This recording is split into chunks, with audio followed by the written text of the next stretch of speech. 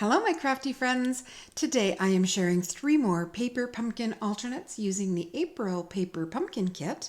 So they're not interactive cards, but I still wanted to go over some of the details. I'm going to start with this one. The kit came with 4 of these folded rainbow cards. I don't know if it's because of COVID or what, but have been loving rainbows for almost the last year. So I was really excited about the kit. And I used the card as intended as a folded card. I didn't add a lot of glitter or anything. I white embossed the Sentiment Look for the Rainbows, which is a stamp set by Gina K called Be the Rainbow. These stitched clouds come from Karen Burniston's Outdoor Scene. And then I added enamel dots from Echo Park and one of the clear resin stickers that were on the clearance rack months ago at Stampin' Up. I do tend to frequent that clearance rack. Inside, I added another stamp from the Be the Rainbow stamp set, again by Gina K, and a strip of patterned paper, which is the same paper. This is, I believe it's called Oso Ombre. It's a retired 6x6 package by Stampin' Up, and I had some bits and pieces in that package. So I added them both to the inside of the card to give it a pop of color, one to the side of the envelope, and one across the flap. This is a number 8 envelope. It is the ones that I use for mini slimline cards. The paper pumpkin kit came with absolutely beautiful A2 envelopes that are lined. They're gorgeous. This was kind of lost in an A2 envelope. So I did pull out the mini slimline, and I think that'll just be a fun one to send for Happy Mail. And now for these 2 cards, which are almost identical. I used the wonderful lined envelope from the kit, and while the hey there and the splotches or dots, they are included in the stamps with the paper pumpkin kit. The rainbow and the cloud is from Gina K's Be the Rainbow, which is the same stamp set that I used on this card here. So there is my envelope, and it is a clear card.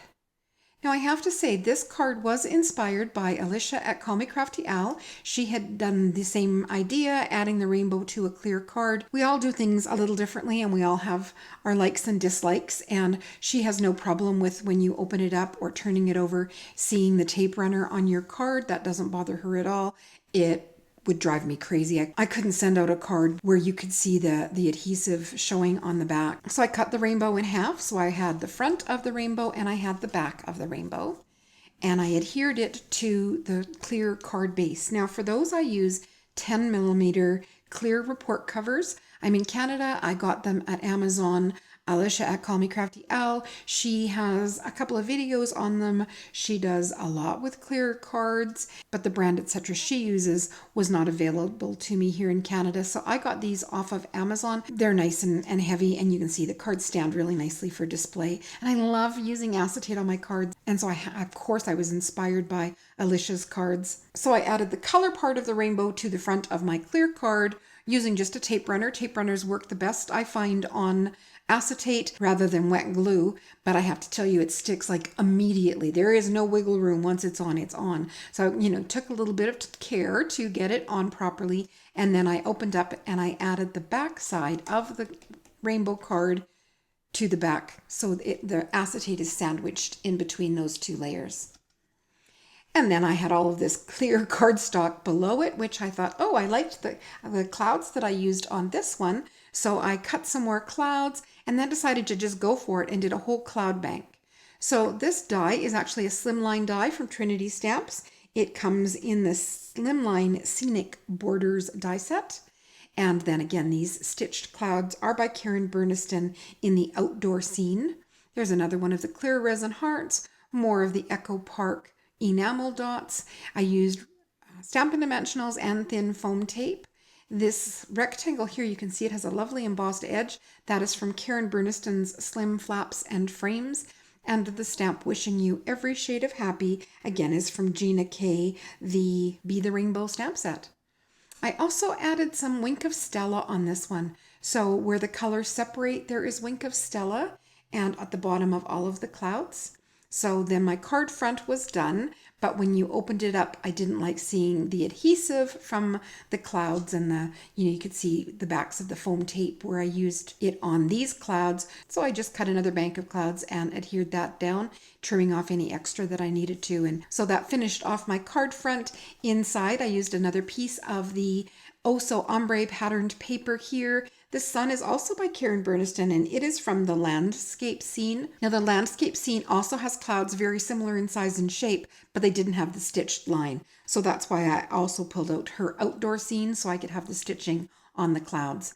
And then the paper that I used to die cut the sun, that is from a bright 6x6 paper pad from Stampin' Up! And then this lovely sentiment, keep your face always turned toward the sunshine, and shadows will fall behind you, by Walt Whitman. That is from the Ray of Sunshine stamp set by Divinity Designs. So then I added a rectangle of cardstock on the back. While there is room to sign my name here if I'm sending this out for Happy Mail, I have room to write a longer note if I don't. If not, I can put my sticker or whatever on the back side. And I'll just quickly show you this one because it is very similar. I did the stamping on the envelope and Cloud Bank. The clouds are just in a different spot. This one I chose Look for the Rainbows rather than Wishing You Every Shade of Happy. The same clouds. I didn't add any Wink of Stella, but I did sneak in one of those clear resin hearts. And this paper is from the same package, but it has the polka dots on it. I just thought that was kind of fun. This is from Karen Burniston's Crosshatch Circles. I love the detail that the edge gives you on those. I stamped my sentiment with Catherine Pooler ink, which this is the Sauna color, which I absolutely love. But I had just re-inked the pad and it did not look crisp enough to me. So I went over each of the letters with just a really fine point black pen. And that made the sentiment far more readable. And another option would have been just to re-stamp it and glue another circle on top. The sun, again, is from the landscape scene. And I cut it from the same brights, and we have the white panel on the back.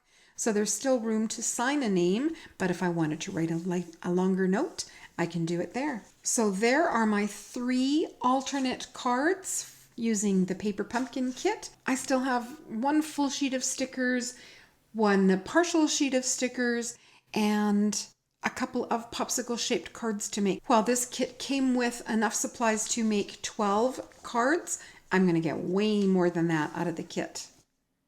If you enjoyed my video today, please give it a thumbs up and subscribe to see more. And that's it for me today.